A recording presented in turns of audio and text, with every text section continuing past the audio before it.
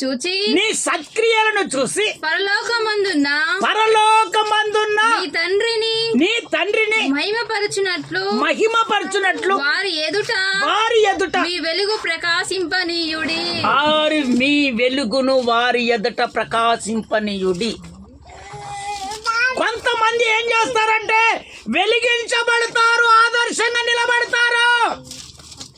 రాను రాను క్రియల ద్వారా, పనుల ద్వారా, ప్రవర్తనల ద్వారా వీళ్ళు ఏమైపోతారంటే వెలిగించినటువంటి జీవితాన్ని ఆర్పుకుంటారు. నువ్వు ఆర్పుకున్నావు, నీ జీవితాన్ని నువ్వు ఆర్పుకున్నావు. దేవుని దగ్గర ఆదర్శంగా నువ్వు ఏ విధంగా నిలబడ్డావు? నువ్వు కన్నీరు గార్చి ప్రార్థన చేస్తున్నావు. ఇదిగో ఎవరు చూడకుండా వెళ్ళి నువ్వు తలుపులు వేసుకొని ప్రార్థన చేస్తున్నావు. నీవు దేవునికి ఒక ఆదర్శంగా నిలబడ్డాలని వెలిగించబడినటువంటి నీవు ఇప్పుడు ఎందుకు నీ పనులు జరగట్లేదంటే నువ్వు కోల్పోయావు. నీ ప్రవర్తనలో కోల్పోయావు. నువ్వు ఆదర్శంగా నిలబడతాను అన్నావు. ఆదర్శంగా నిలబడినప్పుడు నువ్వు దేవుని సన్నిధి ఎగ్గొడుతున్నావు. అన్య జనులలో నువ్వు వెలిగించబడినటువంటి నీ జీవితాన్ని ఆర్పుకుంటున్నావు. చూసే వాళ్ళు ఏమంటారు? అమ్మా, ఈ రోజు ఆదివారం కదా, నువ్వు దేవుని సన్నిధికి ఎందుకు వెళ్ళలేదనంటే అక్కడ వచ్చిన పొరపాటు ఏంటి? నిన్ను దేవుడు ఎలా ముట్టుతాడు? దేవుడు నిన్ను ఏ విధంగా ఆశీర్వదిస్తాడు? దేవుడు నిన్ను ఏ విధంగా అభివృద్ధి పరుస్తాడు? ఈ రోజు దేవుని ఎదుట నువ్వు నిలబడ్డావంటే ఆయన మహాకృపని బట్టే కదా. ఈరోజు శక్తి, బలము అన్ని నీకు అనుగ్రహించబడ్డాయంటే అది దేవుని వలనే కదా. అట్లాంటి జీవితాన్ని ఈరోజు నువ్వేం చేసినావంటే ఆదర్శంగా నిలబడతానన్న నీవు నీ వెలుగును అన్య జనులలా ఆర్పుకుంటున్నావు.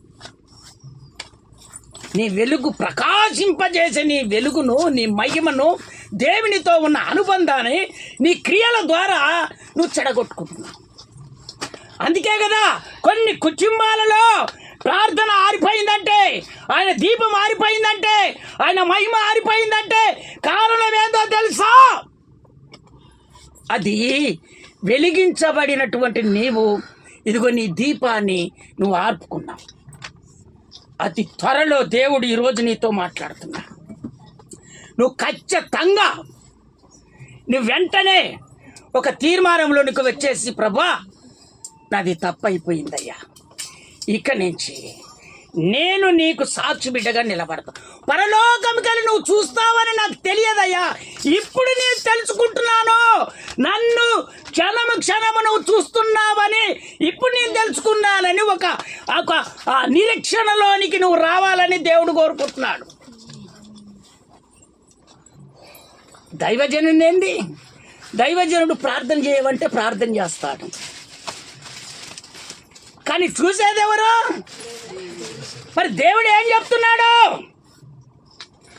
ఇకనైనా నీ వెలుగును ప్రకాశింపనీయండి అన్య జనులలో. నీ ఇంటి పక్కల వాళ్ళు దేవుని సన్నిధికి రావట్లేదంటే కారణం ఏంది? నీ మంచి ప్రవర్తన పోయింది. నువ్వు దేవుని సన్నిధికి వచ్చినప్పుడు అమ్మా నువ్వు ఏ విధంగా బాగుపడ్డావు, ఏ విధంగా ఆశీర్వదించబడ్డావు, ఏ విధంగా అంచెలంచెలకు ఎదుగుతావనేమో అప్పట్లో అందరు అనేవాళ్ళు.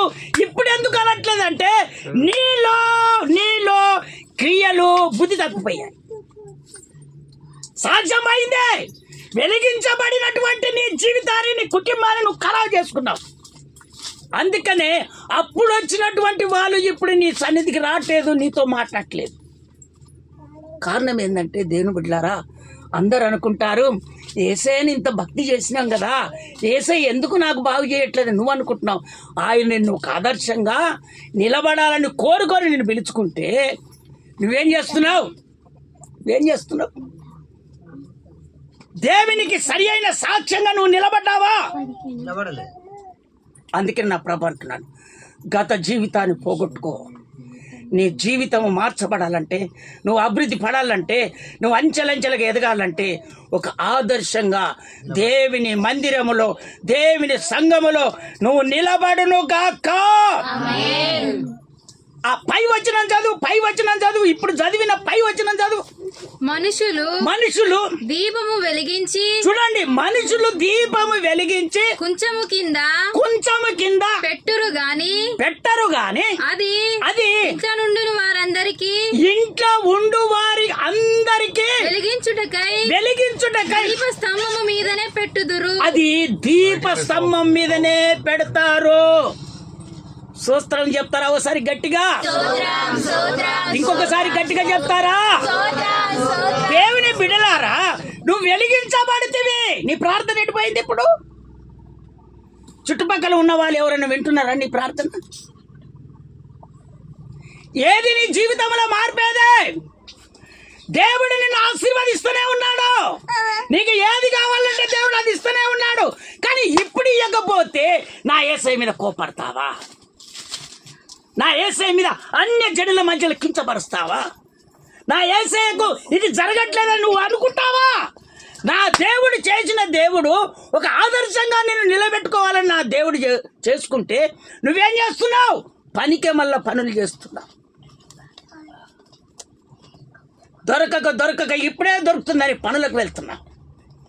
ఎవరో ఏదో సాకులు చెప్తే నువ్వు బండ్లేసుకొని వెళ్తున్నావు. ఎట్లా? ఆధార్ కార్డులలో కిరాయి లేదని ఆధార్ కార్డు తీసుకొని వెళ్ళిపోతున్నావు. నీ సన్నిధి ఏమైపోయింది? దేవుడు ఎంత బాధపడతాడు? నువ్వు స్థిరపడింది ఎక్కడా? నువ్వు మొలికెత్తింది ఎక్కడా? నువ్వు ఎక్కడ నాటపడ్డావు? ఏది నీ జీవితం? అందుకనే నా ప్రభు చెప్తున్నాడు, ఇంట్లో దీపాన్ని కొంచెం కింద పెట్టాను, కానీ కొంచెం పైన పెడితే అందరికీ వెలిగిస్తుంది. దేని బిడ్డ, నువ్వు వెలిగించబడ్డావు. నీ ప్రార్థన జీవితం పోయింది. ఇప్పటికైనా నీ కుటుంబం వెలిగించబడాలి నీతో అంటే నువ్వు ఖచ్చితంగా ప్రార్థనలో ఏకీభావం కలిసి నువ్వు ఇప్పటి నుంచి నీ కుటుంబంలో వెలిగించబడాలంతే. నువ్వు ఎప్పుడైతే నువ్వు వెలిగించబడతావు నీ కుటుంబంలో, అన్య జనులు సహితము నీ ఇంటి దగ్గరకు వచ్చి అమ్మా కొంచెం ప్రార్థన చేయవా అనే రోజులు రాక తప్పలేదు. స్తోత్రం చెప్తారా ఒకసారి గట్టిగా? ఇంకొకసారి గట్టిగా చెప్తారా? అందుకనే దేవుని బిడ్డలారా, వెలిగించబడ్డమా మనము దేవునికి ఒక ఆదర్శంగా మనం నిలబడాలి. నీ ప్రాణం పోయినా సరే నా దేవుడు నీ ప్రాణం పోనిస్తాడా? దేవుని కొరకు ఒక రోజు ఉపవాసం పడినా నష్టం లేదు. 10 మందిలో అన్య జనులలో నా పేరు రావాలని నువ్వు ఎప్పుడు ఆలోచన చేసుకోకో. దేవుని బిడ్డలారా, నేను కొంతమందికి ప్రార్థన చేస్తాను. ప్రార్థన చేస్తున్నప్పుడు దేవుడు నాతో మాట్లాడితే, అయ్యా నాకు చిలక డబ్బులు పడట్లేదయ్యా, చాలా బాధలో ఉన్నానయ్యా అని అంటే, ప్రార్థన చేశానమ్మా డబ్బులు ఇంటికి తీసుకొచ్చే ఇస్తారని ప్రార్థన చేయగానే ఇంటికి డబ్బులు తీసుకొని ఇవ్వగానే మళ్ళీ వాళ్ళు ఏం చేస్తారు? ఎప్పుడైనా మనం విజిటింగ్ కానీ ఆ ప్రకారంగా పోతే వింటున్నారా? స్తోత్రం చెప్తారా ఒకసారి గట్టిగా? ఇంకొకసారి గట్టిగా చెప్తారా? దేవుడు ఆశీర్వదించింది వదిలిపెడతారు. కానీ దైవజనుడు వస్తే ఏదో ఉంటే ఇంట్లో ఉంటే ఏదో తీసుకొచ్చి పెట్టేసి అయ్యా వెళ్ళిరండి. అమ్మా దేవుని బిడ్డలారా, రోజుకు కనీసము పనులు చేస్తుంటే ఇప్పుడు 350-400 రూపాయలు మనకు రోజుకు వస్తాయి. స్తోత్రం చెప్తారా ఒకసారి గట్టిగా? కూలి వస్తాయి, ఉద్యోగం చేస్తే వస్తాయి, నీకు ఎక్కడైనా డబ్బులు వచ్చేస్తాయి.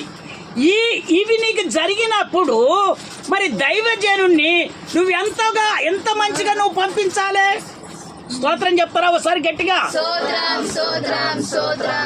నువ్వు ఆదర్శంగా దేవుని ఎదుట నిలబడ్డావా?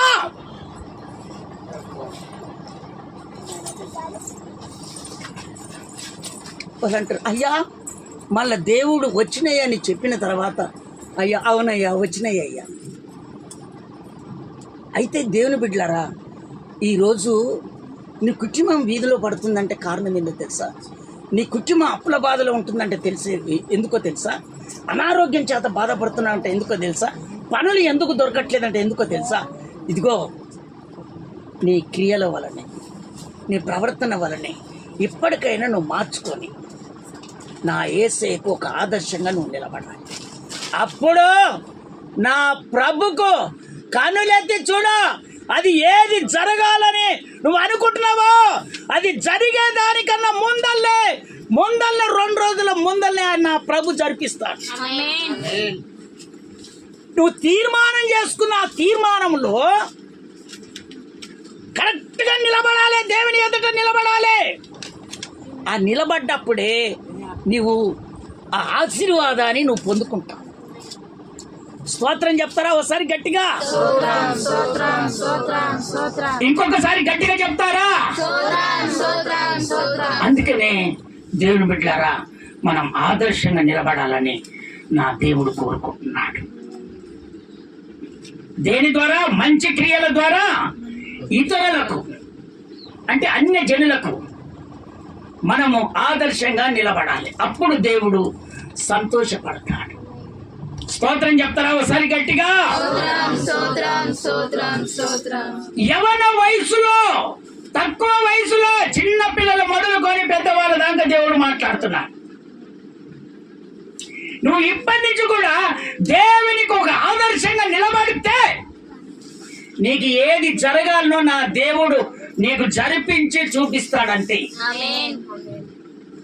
నువ్వు ఆదర్శంగా నిలబడతానని చెప్పి నువ్వు ఆదర్శంగా నిలబడలేదని నా దేవుడు కోరుకుంటున్నాడు. ఇకనైనా నా ప్రభు చెప్తున్నాడు, ఈ వయసులో నువ్వు చిన్న వయసే గాని, యవన వయసే గాని, వృద్ధాప్య వయసునే గాని నా దేవుడు నిన్ను కోరుకుంటుంది ఏదో తెలుసా? నీవు ఒక ఆదర్శంగా నిలబడితే నేను నిన్ను ఒక ఆత్మీయ జీవితంలో నిన్ను నిలబెట్టుకొని నీకు ఏది అవసరమో అది జరగాల్సిన దానికంటే ముందే నేను జరిపిస్తానని దేవుడు చెప్తున్నాడు. స్తోత్రం చెప్తారా ఒకసారి గట్టిగా? అది చదవండి. ఆ దేవుని వాక్యంలోనికి మనం వెళ్దాము. 1 తిమోతి 4వ అధ్యాయంలో 12వ వచనంలో దేవుడు మాట్లాడుతున్నాడు. 1 తిమోతికి రాసిన పత్రిక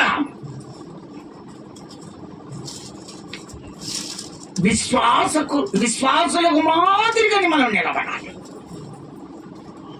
అమ్మా, నువ్వు ఆశీర్వదించబడుతున్నావు, మరి నేను ఎందుకు ఆశీర్వదించబడాలంటే ఆమె మాదిరిగా నువ్వు ఆదర్శంగా నిలబడాలి దేవుని కొరానికి. ఆమెను చూసి కాదు, ఆయనను చూసి కాదు.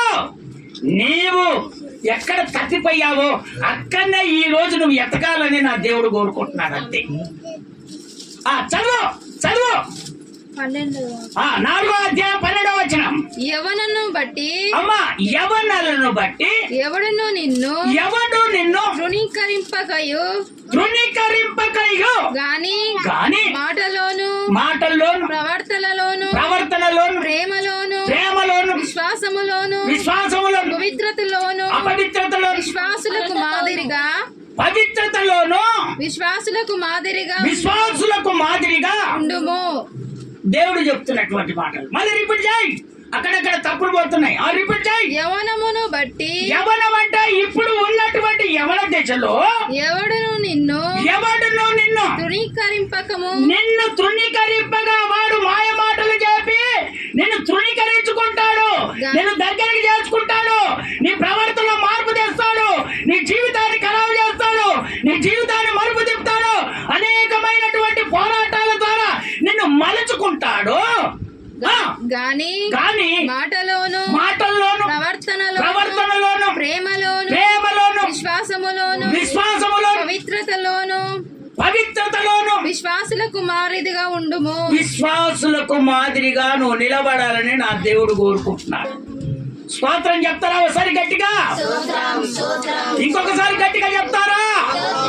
విశ్వాసములోను ప్రేమలోను పవిత్రతలోను వింటున్నావా?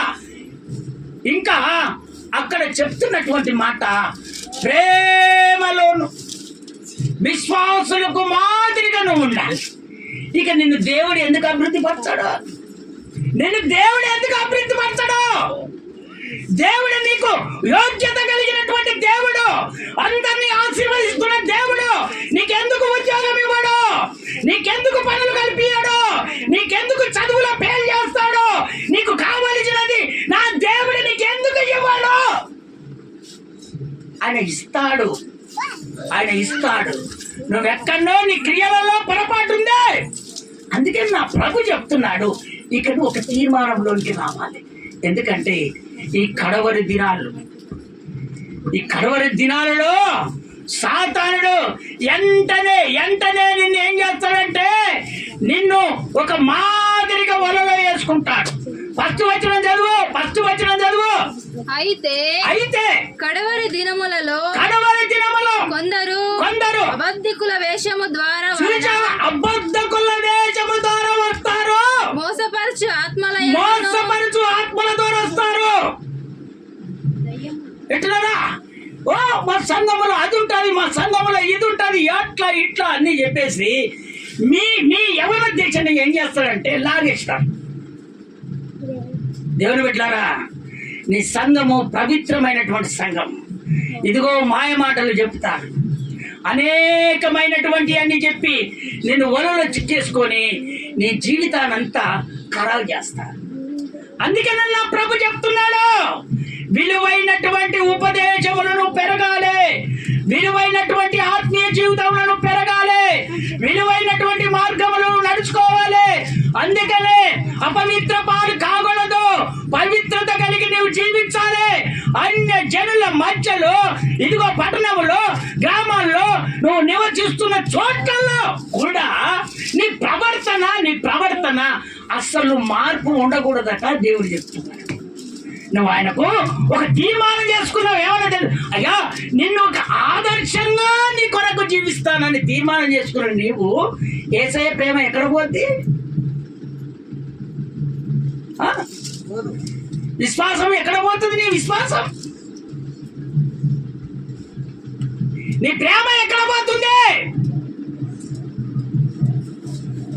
నీ పవిత్రత ఎక్కడ పోగొట్టుకుంటున్నావు? దేవుని బిడ్డలారా, అన్య జనులు సహితము దేవుని మందిరానికి వస్తారు, కానీ నీవు చేసే భక్తిలో కొంచెం పొరపాటు ఉన్నది. దాన్ని దేవుడు సరిదిద్దుకోవని చెప్తున్నాడు. ఎందుకంటే నువ్వు యవన దశలో ఉన్నావు. ఈ యవన దశలో ఉన్నటువంటి నీవు ఖరాబైపోతావు. కనుక దేవుని ఆదర్శం తీసుకో. దేవుడు నిన్ను ఎదిగించాలని దేవుడు కోరుకుంటాడు. అదే ప్రకారంగా నిన్ను ఎదిగించడం దేవుడు మొదలు పెడతాడంతే. స్తోత్రం చెప్తారా? ఒకసారి గట్టిగా, ఇంకొకసారి గట్టిగా చెప్తారా? రెండవదిగా ఏమన్నాడు దేవుడు?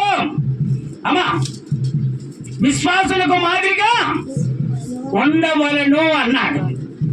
అందుకనే అన్య జనులకు ఆదర్శంగా నిలబడాలి. విశ్వాసులకు మాదిరిగా నువ్వెక్కడ కూడా ప్రవర్తనలో పొరపాటు చేసుకోకూడదు. వాళ్ళు ఆశీర్వదించబడుతున్నారంటే మరి నువ్వు పడిపోయావంటే కారణం ఏంటి? వాళ్ళు ఏ విధంగా విశ్వాసంలో ఉంటున్నారో ఆ విశ్వాసాన్ని నువ్వు పోగొట్టుకుంటా. ఇప్పుడు ఒకవేళ పోగొట్టుకున్నావేమో, దాన్ని సరిదిద్దుకొని నువ్వు నిలబడితే మిమ్మల్ని కూడా దేవుడు ఆశీర్వదించడం మొదలు పెడతాడు. స్తోత్రం చెప్తారా? ఒకసారి గట్టిగా చదవండి. ప్రతి పనినంట దేవుని మహిమ కొరకు చేయాలట. కొంతమంది పనికి వెళ్తేప్పుడు సర్ది పెట్టుకున్నట్టే వెళ్ళిపోతారు, కాల్చి కళ్ళు మూసుకొని ప్రార్థన చేసుకుని వెళ్ళారు కొంతమంది. అమ్మ వినండి, దేవుడు చెప్తున్నటువంటి మాట. అందుకనే మనం ముందుగా అట్లా ప్రార్థన చేసుకొని నిలబడాలి. మొట్టమొదట అది మనం లేవగానే దేవుని బిడ్డలమైనటువంటి మనము మొట్టమొదటిగా మనలో ప్రవర్తన ఏంటి? లేవగానే మొట్టమొదట ప్రార్థన చేసుకొని ఇదిగో చదువుకో, బైబిల్ చదువుకో, నీ ప్రశ్న జవాబు చదువుకో. ఇక నువ్వు ముందుకు వెళ్ళు.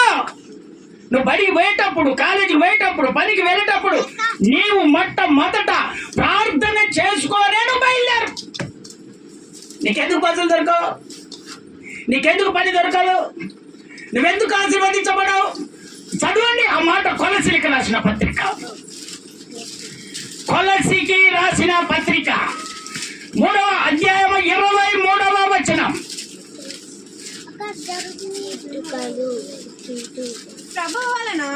ప్రభు వలన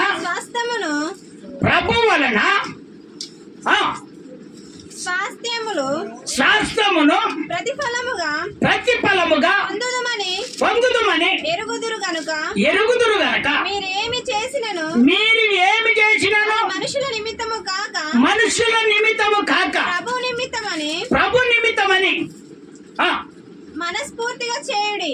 మనస్ఫూర్తిగా మీరు చేయుడి. మీరు ప్రభువైన క్రీస్తునకు దాసులై ఉన్నారు. ఒక్కసారి హల్లెలూయా చెప్తారా గట్టిగా? ఇంకొకసారి గట్టిగా చెప్తారా? నా దేవుడు కోరుకున్నది ఏంటో తెలుసా? మీరు స్వాస్థ్యము కావాలని కోరుకుంటున్నారు. స్తోత్రం చెప్తారా ఒకసారి గట్టిగా? అయ్యా నాకు ఇదంతా నాకు స్వాస్థ్యము కావాలని కోరుకుంటున్నాను. లేదా ఒక స్థలం విషయంలో ఈ స్వాస్థ్యం నాకు కావాలయ్యా. ఒక కాలేజీ విషయంలో అయ్యా ఈ కాలేజీలో స్వాస్థ్యం నాకు కావాలయ్యా. ఒక పని విషయంలో ప్రతి విషయంలో స్వాస్థ్యము కావాలని నువ్వు కోరుకుంటున్నటువంటి నువ్వు చేసే పని ఏంటో తెలుసా? ఆయనకు ఏమంటున్నాడు అక్కడ? ఆయనకు ఏ విధంగా ఉండాలంటున్నాడు దేవుడు? మనస్ఫూర్తిగా మనుషుల నిమిత్తము కాక ప్రభు నిమిత్తము మనస్ఫూర్తిగా నువ్వు చేయాలట. ఏ పని చేసినా దేవుని పెట్టుకొని మనస్ఫూర్తిగా నువ్వు చేస్తే నా దేవుడు నీ కావలసినటువంటి స్వాస్థ్యాన్ని దేవుడు ఖచ్చితంగా అనుగ్రహిస్తాడు. నువ్వు లోపల అనుకుంటువి దేవుని నిమిత్తమై నువ్వు చేయవైతివి. ఎవరో ఏదో చెప్తే ఆ ప్రకారం నువ్వు వెళ్ళిపోతివి. అది నీకు స్వాస్థ్యం ఏ విధంగా అవుతుంది? కాదు కదా అమ్మా, అవుతుందా? కాదు కదా. అందుకని నా ప్రభు అంటున్నాడు, నువ్వు ఏది చేసినా మనస్ఫూర్తిగా ఇదిగో నాతో నువ్వు చెయ్యి, నన్ను నువ్వు ఎమ్మడించు, నన్ను ముందు పెట్టుకో, నువ్వు నడువు, నన్ను ముందు పెట్టుకో, నువ్వు వెళ్ళు. ఆ పని ఎందుకు స్వాస్థ్యం నీకు కాదు? అది ఖచ్చితంగా నా దేవుడు జరిపించునుగాక. స్తోత్రం చెప్తారా ఒకసారి గట్టిగా? అందుకనే మనుషుల నిమిత్తము కాక దేవుని నిమిత్తమై మనం ఎప్పుడైతే ఆధారపడి ఉంటామో ఖచ్చితంగా నా దేవుడు ఒక ఆదర్శంగా దేవుడు నిన్ను నిలబెడతాడు. స్తోత్రం చెప్తారా ఒకసారి గట్టిగా? ఇంకొక మాట, గలతీయులకు రాసిన పత్రిక 6వ అధ్యాయము 9వ వచనం. 6వ అధ్యాయము 9వ వచనం. గలాతీ మనము మేలు చేయుటయందు విసుకగా ఉందుము. మనము అలయక మేలు చేసితిమే గాని తగిన కాలమందు పంటకు వస్తాం. దేవుని బిడ్డలారా, నువ్వు మేలు చేయటము మొట్టమొదట నువ్వు కోరుకోవని దేవుడు చెప్తున్నా. ఆ తర్వాత నువ్వంట ఇక పంటకు వస్తూనే ఉంటావంట, ఆశీర్వాదం వస్తూనే ఉంటానంట. దేవుని బిడ్డలారా, మేలు చేసేటప్పుడు అనేకమైనటువంటివి కూడా లేస్తాయి. అమ్మా ఆయనకి ఎందుకు సపోర్ట్ చేస్తున్నావమ్మా, ఆయనకి ఎందుకు ఇది చేస్తున్నావమ్మా, జీవనకి ఎందుకు సపోర్ట్ చేస్తున్నావమ్మా, ఆమె పని చేసుకోలేదా, ఆమె అది చేయలేదా, ఇది చేయలేదా అని కొంత నీ మైండ్ అంతా చేంజ్ చేయొచ్చు. అంత మాత్రాన నీవు ఎవరి మీదనైతే మేలు చేయాలని, ఎవరి మీద మనసు పడ్డదో వాళ్ళతో కొంచెం ఎదిగించాలని, మేలు చేయాలని, నీ దగ్గర ఉన్నది ఆశీర్వదించాలని నువ్వు ఆశపడుతున్నావో దేవుని బిడ్డలారా, నా దేవుడు చక్కగా మీతో మాట్లాడుతున్నా. నీకు నమ్మకమైనటువంటి వారిని దూరం చేస్తారు. ఎవరో పడిపడినటువంటి వారు. అంత మాత్రాన మేలు చేసేది నువ్వు మర్చిపోకూడదు. తర్వాత నువ్వు ఏం కోస్తావంట?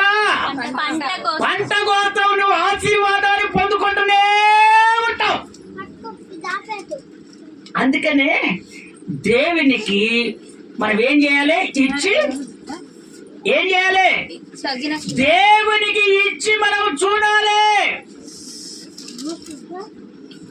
నువ్వు ఆశీర్వదించబడ్డావు కదా, మరి దేవునికి మేలు కావాలి కదా. దేవునికి నువ్వు మేలు చేస్తున్నావా?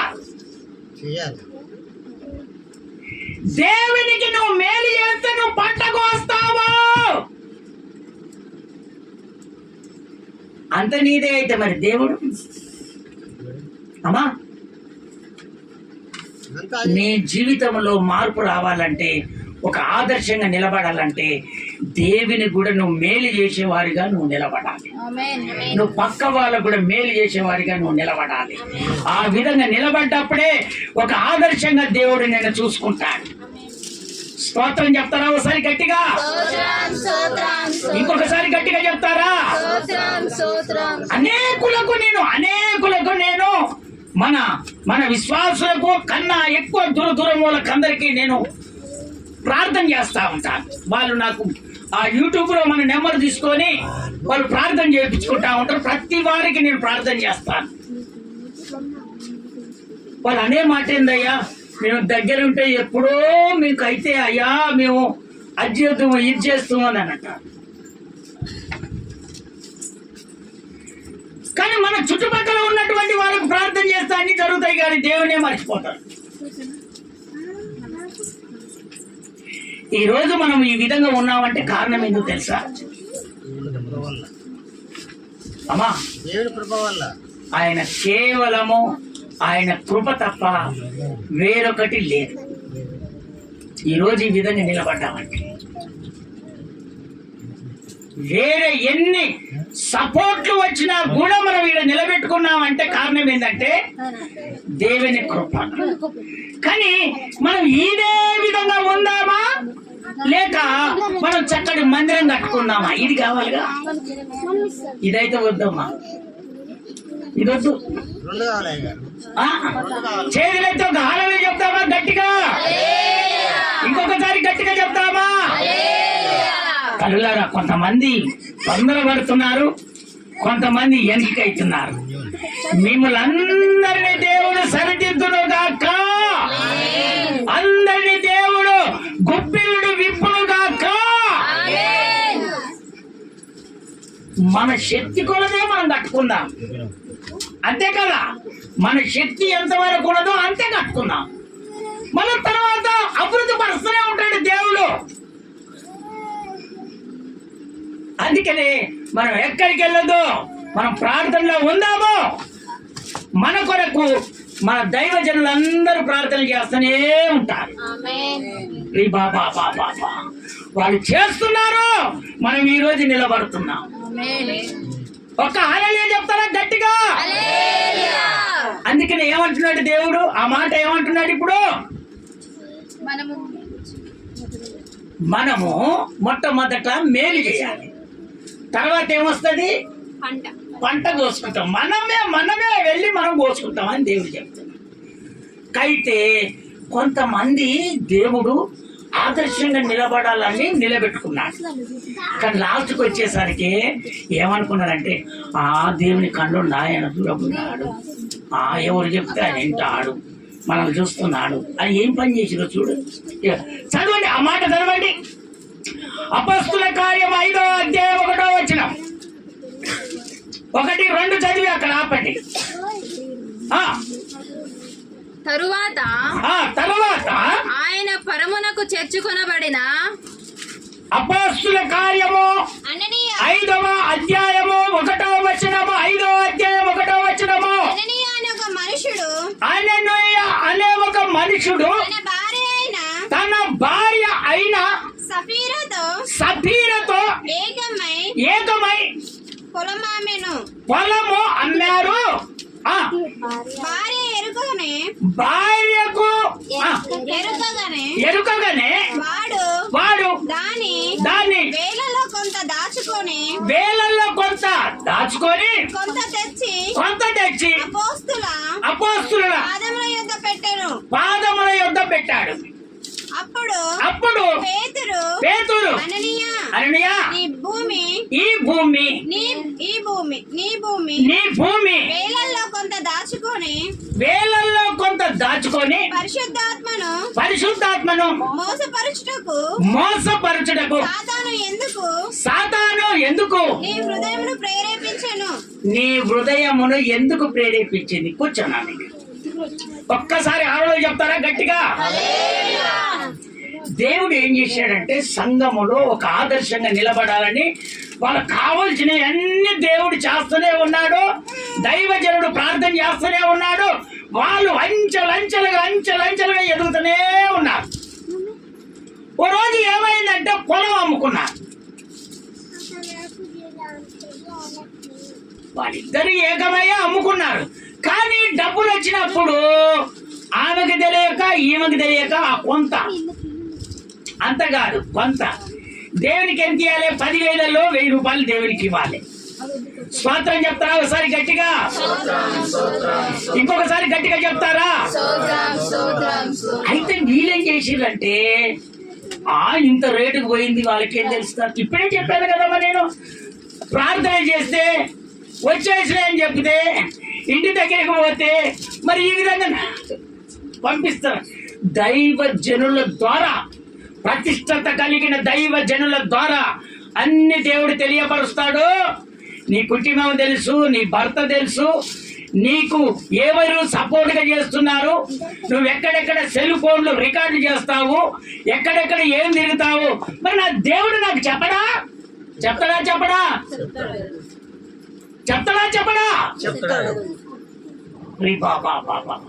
ఎన్ని ఉన్న సంఘానికి ఆత్మీయత కలిగినటువంటి దైవజనునికి ఏం జరుగుతున్నాయో, ఏం జరగబోతున్నాయో, మీరు ఏ విధంగా చేస్తున్నారో, ఏ విధంగా ఈరోజు అక్కర్లు తీరుతలేవో, ఈ రోజు అక్కర్లు ఎందుకు తీరుతున్నాయో ప్రతి ఒక్కటి దైవజనునికి తెలుస్తుంది.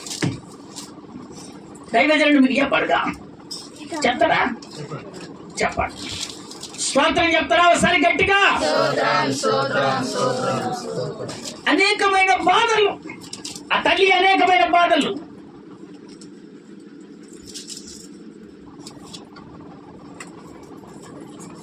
అమ్మా కనుకమ్మా, బాధలు, ఇబ్బందులు, శ్రమలు,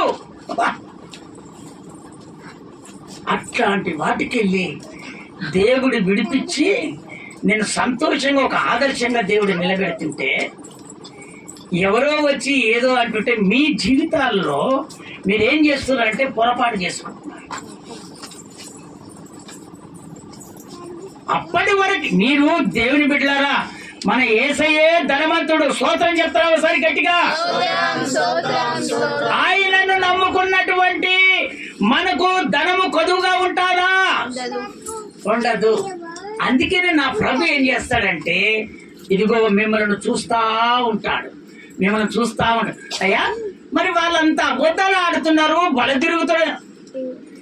ఏదో ఒక రోజు దేవుడు వింటున్నావా, జుట్టు పట్టిందంటే వంగ తీసిందాకా రీపా కల దీరబరబరబర ఆయన వదిలిపెట్టడు. జుట్టు పట్టి వంగ తీసిన దాకా వదిలిపెట్టాడు. ఆ విషయాలు మీకు తెలియదు. ఇంకా ఈడ్చి బాల్యంత నీకేంది? నువ్వు దేవుని సన్నిధికి వస్తున్నావు, దేవునికి అన్యాయం చేస్తున్నావు. దేవుడు నీ కుటుంబాన్ని చూస్తాడు కదా. ఆ కుటుంబం మాదిరిగా నువ్వు తయారు కావాలంటే ఏదో ఒక రోజు దేవుడికి తెలిసిపోతుందిగా. ఇంకోటి ఏంటో తెలుసా, నా కుటుంబాన్ని నేను అన్యాయం చేస్తే ఎట్లా అని దేవుడు చూసి ఒక రోజు ఏం చేస్తాడంటే కటకను వచ్చేస్తాడు.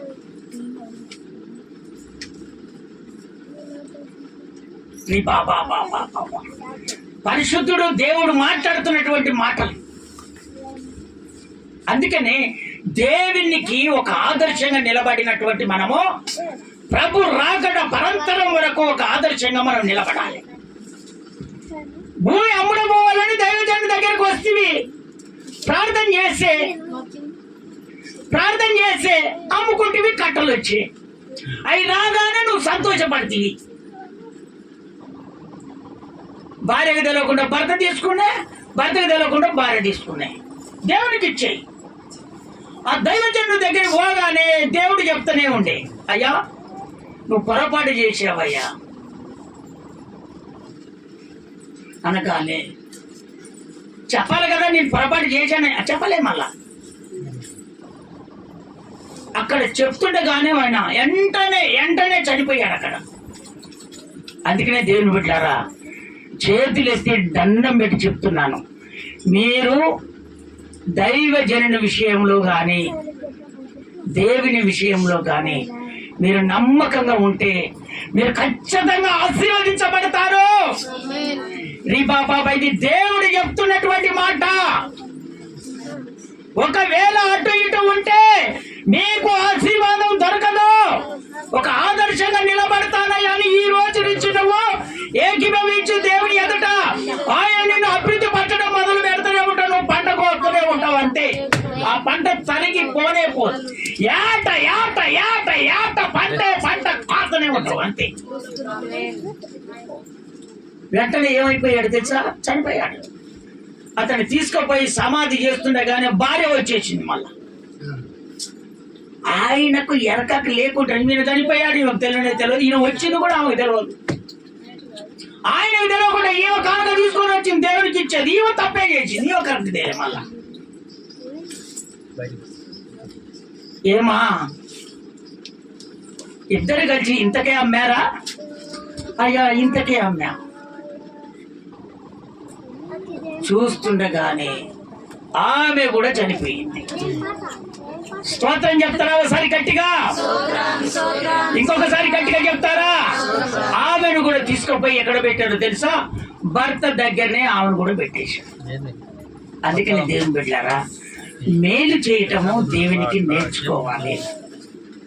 నువ్వు పంట కోస్తావు, దైవజనుని ద్వారా దేవుడు నీకు కన్నీటి ప్రార్థన ద్వారా నీకు అనేకమైనటువంటి అనారోగ్యాలే గాని, సమస్యలే గాని, మీ బ్రతుకులే గాని, పిల్లల చదువులే గాని, సీట్లే గాని, ప్రతిదీ దేవుడు మీకు అనుగ్రహిస్తున్నప్పుడు అన్య జనులు ఏదో చెబితే దైవజనుల ద్వారా దేవునికి ఎంత బాధకరం అనిపిస్తున్నది. అది ఎంత బాధకరం తెలుసా? చాలా బాధకరం. అందుకనే దేవుని బిడ్డలారా, మీరు జాగ్రత్తగా దేవుని ఎదుట నిలబడితే నా దేవుడు మిమ్మల్ని అభివృద్ధి పరచడం మొదలు పెడతాడు. స్తోత్రం చెప్తారా ఒకసారి గట్టిగా? దేవుడు కోరుకునేది ఏంటంటే తెలుసా? వీళ్ళు నాకు ఆదర్శంగా నిలబడతాడనేమో దేవుడి కనుదృష్టి. ఇకనన్నా మారుతారేమో అని దేవుడు చూస్తే అక్కడ కూడా అంత ఆశీర్వదించినా కూడా, ఆ పంపకం చేసినా కూడా మన భర్త ఎంత దొంగలు చూడు. అంటే కొంతమంది దీన్ని బట్టి చూస్తే భర్తకు తెలియకుండా సంపాదించే వాళ్ళు ఉన్నారు. వాళ్ళు ఇప్పుడు అర్థమైంది కదా, అక్కడ భర్తకు తెలియకుండా సంపాదించే వాళ్ళు ఉన్నారు, భార్యకు తెలియకుండా ఎవరికైనా ఇచ్చే వాళ్ళు కూడా ఉన్నారు. దీన్ని బట్టి చూస్తే ఆలోచన వచ్చేసి స్తోత్రం చెప్తారా ఒకసారి గట్టిగా? అయ్యా ఈ నెల ఎంత వచ్చినాయి అంటే, నా ఖర్చులు పోనీ గింతే వచ్చినాయి, మరి ఎవరికో ఇచ్చేస్తాడు. స్తోత్రం చెప్తారా ఒకసారి గట్టిగా? ఎవరికి ఇచ్చేస్తాడు? ఎవరికో ఇచ్చేస్తాడు. ఇంక పేరెందుకు? ఇక అవన్నీ వద్దు కానీ పెట్టినావా? ఇక వద్దు కానంటే ఇప్పుడు ఉద్యోగం చేసేటప్పుడు, ఏదైనా జాబ్ చేసేటప్పుడు, పనులు చేసేటప్పుడు ఎవరో ఒకరు ఉంటారు కదా, స్టెప్పిన్ లాంటి వాళ్ళు ఎవరైనా ఉంటారు కదా. ఇప్పుడు మన వ్యాను నడుపుతుండు ఇసాకు. స్తోత్రం చెప్తారా గట్టిగా? మీరిద్దరు కూడా పెట్టుకునేదమ్మా. స్తోత్రం చెప్తారా ఒకసారి గట్టిగా? అది స్టెప్పిన్ అవసరం అమ్మా. వింటున్నారా? టైర్ పోయిందంటే టైర్ వేసుకోవాలి కదయ్యా. వేసుకోవాలన్నా వద్దా? అట్లాంటివి ఉంటాయి, మరి అట్లాంటివి ఉంటాయి. అందుకనే వాటిని అన్నిటిని దేవుడు ఏం చేస్తున్నాడు? వాటిని అన్నిటిని మనం తీసివేసుకోవాలని దేవుడు చెప్తున్నాడు. మనం పవిత్రత కలిగి జీవించాలి. ఎంతమంది నాశనం చేసుకుంటారు? అలాంటి వాళ్ళంతా కుటుంబాన్ని నాశనం చేసుకుంటారు. పొద్దుగూగా పని చేస్తారు, ఇంటికి వచ్చేసరికి ఏమి లేకుండా ఉంటారు. కారణం ఏందో తెలుసా? ఇదే స్టెప్పింగ్. ఇవన్నీ కారణాలు. అందుకని ఆయన చెప్పకుండా ఆయన తీసుకొని వచ్చిండు, ఈవ చెప్పకుండా ఈవ తీసుకొని వచ్చింది. యాడ పట్టుబడ్డ వీళ్ళు యాడయ్య వీళ్ళు ఆదర్శంగా నిలబడేది. అందుకనే యేసయ్య దగ్గరికి అనేకులు వచ్చారు కానీ 12 మంది మాత్రమే నిలబడ్డారు. అందుకనే దేవుని బిడ్డలారా, మన దగ్గరికి ఎంతో మంది వచ్చారు. ఇప్పుడు ఆయన మహాకృపను బట్టి మనం ఇంతమంది నిలబడ్డారు. వాళ్ళు పాతరు గట్టి వాళ్ళమే మనం ఇక్కడ నిలబడ్డాం. స్తోత్రం చెప్తారా ఒకసారి గట్టిగా? అందుకనే దేవుని బిడ్డలారా, మనం మేలు చేస్తే దేవుడు మనము కోసుకునేటట్టుగా పంట దినము దినము ఎప్పుడు తరగకుండా దేవుడు ఆశీర్వాదాన్ని మనకు పెడతాడు. స్తోత్రం చెప్తారా ఒకసారి గట్టిగా? అందుకనే మనం ఒక పవిత్రత కలిగి మనం జీవించాలి. మన కుటుంబంలో అసమాధానం లేకపోతే మన ఇల్లు ఖరాబ్ అయిపోతే, అంతేనా కదా అమ్మా? వినండి, ఎవరి ఇల్లు ఖరాబ్ అయిపోద్ది? మన ఇల్లే ఖరాబ్ పడుతుంది, మన పిల్లలే ఖరాబ్ అయిపోతారు, మన బ్రతుకులే దారుమానం అయిపోతాయి. అందుకనే చూసారా, ఇద్దరు వెళ్ళిపోయారు. చూడమ్మా, ఒక్క ఆడపిల్ల నిలబడ్డదయ్యా ఆదర్శంగా. చదువుతారా ఆ మాట చదువుతాం. ఎస్తేరు పుస్తకంలోకి వస్తారా? ఎస్తేరు పుస్తకము 4వ అధ్యాయం 16వ వచనం. 4వ అధ్యాయం 16వ వచనము. 4వ అధ్యాయం 16వ వచనం. నీవు పోయి శుషాను నందు కనబడిన యూదులందరికీ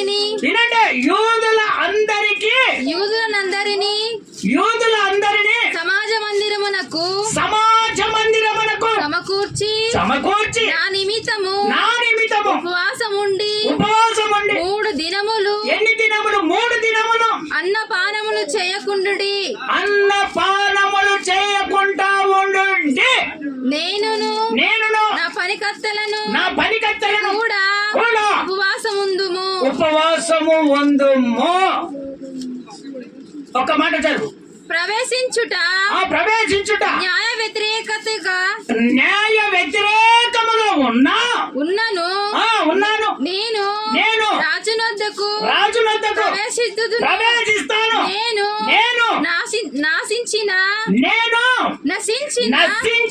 నశించెదను. అటువలనే మొర్దెకాయి బయలుదేరి ఎస్తేరు తనకు ఆజ్ఞాపించినట్టు అంతటి ప్రకారముగా జరిగించెను. స్తోత్రం చెప్తారా ఒకసారి గట్టిగా? ఒక ఆడపిల్లను దేవుడు తీసుకున్నాడు. తల్లిదండ్రులు చనిపోతే బాబాయ్ పెంచుకున్నాడు. ఇంకా ఆమె తప్ప ఇంక పెళ్లి చేసుకోలేక ఆయన. ఆమె నా ఆశీర్వాదం, ఆమె నా అంతస్తు, ఈమె తప్ప నాకు ఎవరు వద్దని ఆ బిడ్డను పెంచుకున్నాడు. స్తోత్రం చెప్తారా ఒకసారి గట్టిగా? ఆ బిడ్డ దేవునిలో ఎదిగి ఇదిగో ఒక రాణిగా దేవుడు స్థిరపరచబడ్డాడు. ఒక రాజుకు రాణిగా స్థిరపరచబడినట్టుగా దేవుడు చేశాడు. అయితే అక్కడ ఏం జరిగిందో తెలుసా? దుష్టులు ఎట్టి పరిస్థితుల్లో యేసు ప్రభు నమ్ముకున్నటువంటి యూదులు ఈ ప్రాంతంలో ఉండకూడదు అని ఒక శాసనాన్ని పెట్టి రాజు ఉంగరం పెట్టి ముద్ర కొట్టించి తాయితాలు ఇచ్చి పంపించారు. ఇది ఏం లేదు, 127 స్థానాలలో ఉన్నటువంటి 127 స్థానాలలో ఉన్నటువంటి యూదులు దేవుని నమ్ముకున్నటువంటి దేవుని బిడ్డలు ఇక్కడ బ్రతకటానికి వీల్లేదు, వాళ్ళందరూ సంహరించాలని ఒక శాసనం పెట్టారంతే. ఆ శాసనము తండ్రికి తెలవగానే తండ్రి విలవిల ఏడ్చుకుంటూ గోనెపట్ట కట్టుకొని బూడిద పూసుకొని శిషాను కోట దగ్గరికి వస్తే ఆ బిడ్డ ఎంతో బాధపడుతుంది. ఏమని తెలుసా? నేను ఒక రాణిని, మా నాన్న బట్టలు లేకుండా బూడిద మొత్తం పూసుకొని ఇదేదో పనికమైనది కట్టుకొని ఈ పనులన్నీ చేస్తా ఉన్నాడు. ఏంది పిచ్చి లేచిందా మా నాన్నకి? ఎన్నలేదు పిచ్చి వచ్చిందా? అసలు పిచ్చి లేచిందా ఆయనకు అని ఆమె దగ్గర ఉన్నటువంటి వాళ్ళని పంపిస్తే అసలు మా నాన్నకి ఏమైపోయిందో నువ్వు వెళ్ళి ఇదిగో ఈ బట్టలు తీసుకో, బట్టలు కూడా లేవు, ఈ బట్టలు తీసుకుపోయి ఇవ్వు, బట్టలు కట్టుకుంటాడని ఆమె కింద ఉంటాడు కదా ఆయన తీసుకోపోయి, అయ్యా ఇదిగో నీ బిడ్డ బట్టలు కట్టుకోను. అయ్యా నేను బట్టల కొరానికి రాలేదయ్యా. అమ్మా మీ నాన్న బట్టలు కట్టుకొని అన్నాడు. అసలు విషయం ఏందో నువ్వు కనుక్కొని రాపో, మా నాన్న అట్లాంటి వాడు కాదు అనగానే పోయి అట్లా ఆ విషయాలన్నీ చెప్పగానే వెంటనే తన బిడ్డకు అతడు పోయి చెప్పగానే ఆమె మనసులో పడిపోయింది. 30 రోజుల దాకా, 1 నెల వరకు ఎవరు కూడా రాజు దండ తిప్పితే కొన ముట్టితేనే తప్ప ఎవరైనా రాజు దగ్గరికి వెళ్ళి మాట్లాడాలి. అప్పటిదాకా ఎవరైనా పోతే చచ్చిపోవాలంతే. ఆ ఆజ్ఞ సులువైంది, ఆజ్ఞ సులువైపోయింది. ఇక వెళ్ళటానికి వీలు లేదు, చెప్పుదామన్నా పోయేటట్లేదు. అయితే ఆ తల్లి ఏం చేసుకుంది, ఆ అమ్మాయి దేవునికి ప్రార్థన చేసుకొని, ప్రభువా వెళ్ళటానికి వీలు లేదు, నా జనులు చచ్చిపోతున్న 127 స్థానాల్లో ఉన్నటువంటి నా బిడ్డలందరూ చనిపోతున్నారు అయ్యా. అసలు ఎందుకు ఈ సిచ్యువేషన్ జరిగింది? నేను వెళ్తానయ్యా, నేను నా బిడ్డల కొరకు సత్యన పోతానయ్యా. నేను నశించిపోతాను, కానీ నా బిడ్డలు బ్రతకాలి. ఈ రోజులలో దేవుని బిడ్డలారా ఒక్కొక్క దైవజనుడు చనిపోతున్నాడు, ఒక్కొక్క దైవజనుడు ఆశీర్వదించబడుతున్నాడు. అంటే కారణం ఏంటో తెలుసా? ఒక దైవజనుడి ద్వారా అనేకులను ప్రభు యొద్దకు చేర్పిస్తున్నారు. అక్కడ ఇస్తేరు నేను చనిపోతాను, నేను నశించిపోతాను, కానీ నా బిడ్డలందరూ బ్రతకాలని కోరుకుందంతే. ఎంత ఆదర్శంగా నిలబడ్డది చూడు దేవుని కురానికి.